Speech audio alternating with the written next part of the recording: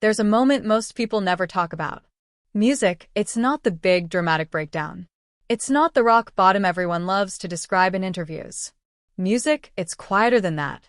It's the momentarily sitting in your car, or lying in bed at 2 a.m., and something inside you, music, just stops pretending. Stops pretending that more money will fix it. Stops pretending that if people just treated you better, music, you'd finally feel okay. Stops pretending that someday when things calm down, you'll finally start living the life you actually, music, want. That moment is closer to wisdom than most people ever get. And about music, 2,000 years ago, a group of philosophers built an entire system around it. They call it Stoicism. And what I'm about to share with you isn't a philosophy, music, lecture. It's something far more practical than that. It's a way of seeing that music, once it clicks, you genuinely cannot unsee it. The first thing music you need to understand about Stoicism is the one idea that holds all of it together. The Stoics, music, called it the dichotomy of control. Marcus Aurelius wrote music about it. Epictetus practically built his whole life on it. The idea is almost embarrassingly simple. There are things music in this world that are up to you, and there are things that are not. Your opinions, your choices, your music effort, your response to what happens, those are yours. Everything else, other people's music behavior, outcomes, the economy, your past, what someone thinks music of you, not yours, not in your control. Now, I know that sounds simple, maybe even obvious, but here's what's strange. Almost every source of suffering music in a person's life, when you actually trace it back, comes from treating something, music, outside your control, as if it were inside it. You can't sleep because you're music obsessed with what someone thinks of you.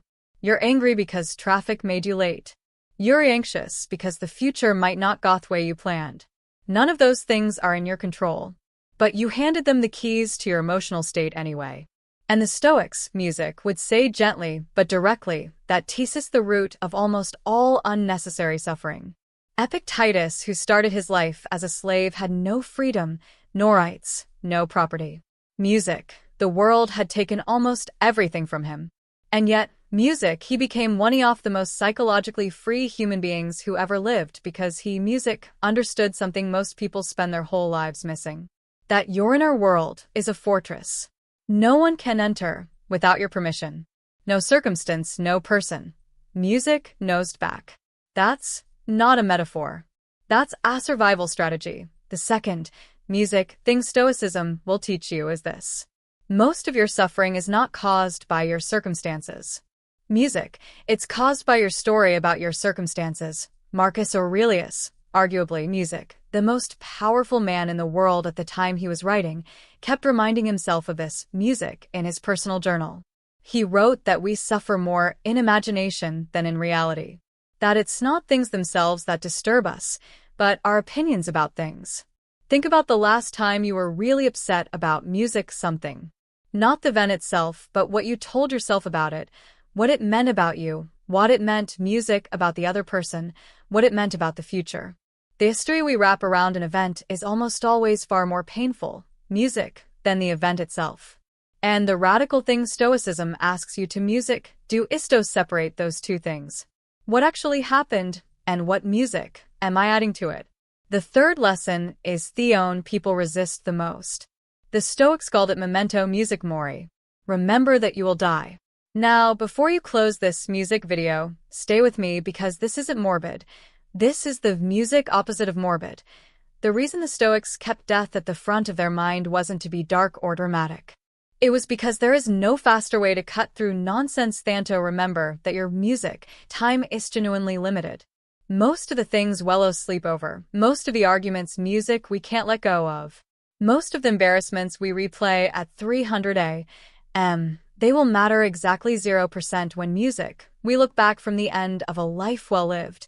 Memento mori isn't a threat. It's a music gift. It's a reminder that you didn't have infinite time to keep postponing the version of yourself, music, you actually want to be. The fourth idea is one that doesn't get talked about enough. The Stoics, music, were not trying to teach you to feel nothing. They were trying to teach you to feel the right things. There's a massive difference between someone who is emotionally numb and someone who is emotionally grounded. Marcus, Music Aurelius, a man who had every reason to be cynical about humanity, wrote again and again about the importance of kindness, about forgiving. Music, quickly, about seeing the humanity in even the most frustrating person you encounter. That is not music, the philosophy of a cold, detached person. That's the philosophy of someone who found a way to stay open to the world without being destroyed music by it. The Stoics weren't writing for people who had perfect lives. Marcus Aurelius wrote his meditations during a plague, music during wars, while managing one of the most complex empires in history. Epictetus, music, wrote from slavery. Seneca wrote while navigating one of the most corrupt, music, political environments of the ancient world. These were not people sitting in comfort theorizing about hardship from a music-safe distance. They were in it, fully in it. And they still, music, chose every single day to show up with intention. They were people who had found a way to remain themselves. Music, to remain decent, to remain purposeful in the middle of chaos.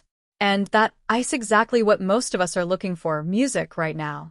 Not a way to escape difficulty, not a magic system that removes pain, but a way to, music, meet whatever life brings with something steady inside us. A way to stop, music, waking up and immediately feeling at the mercy of everything around you. A way to stop outsourcing, music, your peace to things you can't control. Because here's what nobody tells you. Music strength like that isn't something you're born with. It's something you, music, build slowly, quietly, one choice at a time. Music, every time you pause before reacting, every time you redirect your energy toward what's actually in your hands, every time you refuse, music, to let the outside world write the story of your inside world. That's not weakness, that's the work. That choice, the music Stoics would say, is always available to you. It was available this morning. It's available right now. It will be available, music, tomorrow. No matter what tomorrow looks like.